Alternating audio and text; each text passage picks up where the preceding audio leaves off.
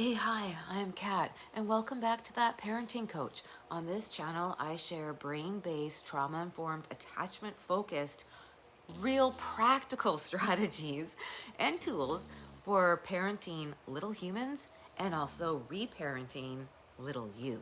So if that kind of stuff resonates, be sure to hit subscribe and the notification bell so you don't miss the next video coming out Tuesday, Thursdays, and Saturdays. Okay.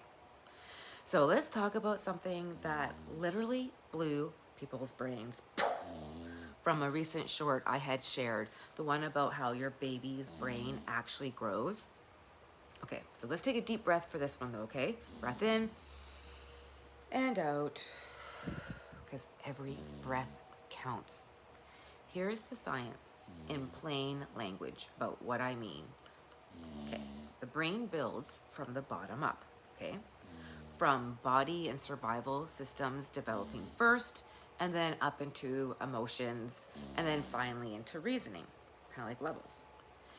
It builds inside out, so starting deep in the core areas for safety and regulation, and then expanding outward towards like social and relational skills. Does that kind of make sense? Okay. So then it builds back to front.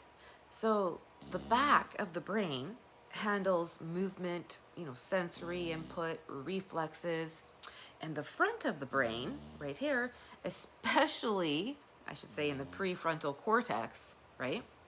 That handles like impulse control, empathy, because empathy is learned, and of course, reasoning, logic, problem solving, all that kind of great stuff.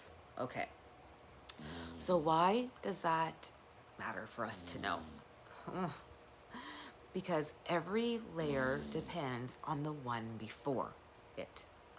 So if a child doesn't get safety, attunement, and co-regulation at the early stages, those later higher skills like focus, patience, and empathy can be a little bit wobbly, to say the least. There'll be legs. So this is what I call the parenting gap, though. It's the space between what our brains needed and what we actually got. I know, right? Yeah. Like maybe you grew up in total chaos, where no one helped you to calm down because nobody around you knew how to calm down. Maybe your feelings were dismissed and you were told to be quiet, or there's nothing to cry about, suck it up. Maybe survival was the priority and not even emotional safety. It was survival. That's the gap. And the thing is, that gap doesn't just disappear because you grew up. No, of course not. It shows up when you overreact, when you shut down, when you feel like a little kid in an adult body. And I can really relate to that one. But here's the hope. Brains are plastic. And what I mean by that is that they can change. They're flexible, right? They can grow and they can heal. So we could actually reparent ourselves and meet the needs that we needed for our brain to fully develop the way that it should. Right? So when you pause and breathe, instead of snapping at your kiddo, you're giving your emotional brain what it missed. You're just going to recreate those experiences. And when you offer yourself validation, this is a big one. Of course I feel overwhelmed right now. Blah, blah, blah, blah. You're filling in that inside out gap.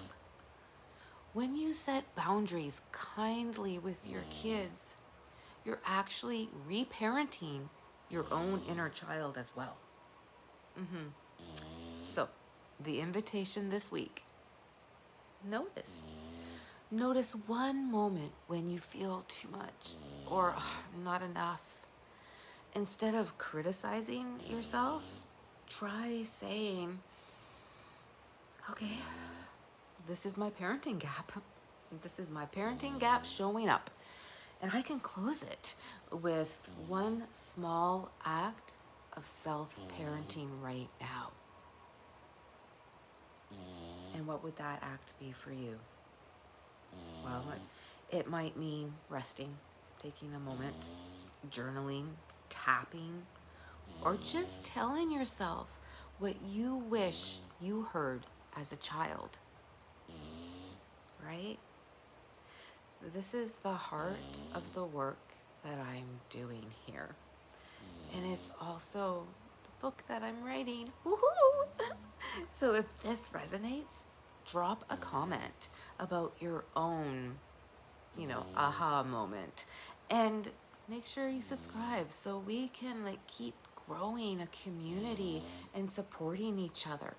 Parenting is hard, regardless if you're doing little humans or inner you. Right? You don't have to do it alone. So, have a great night.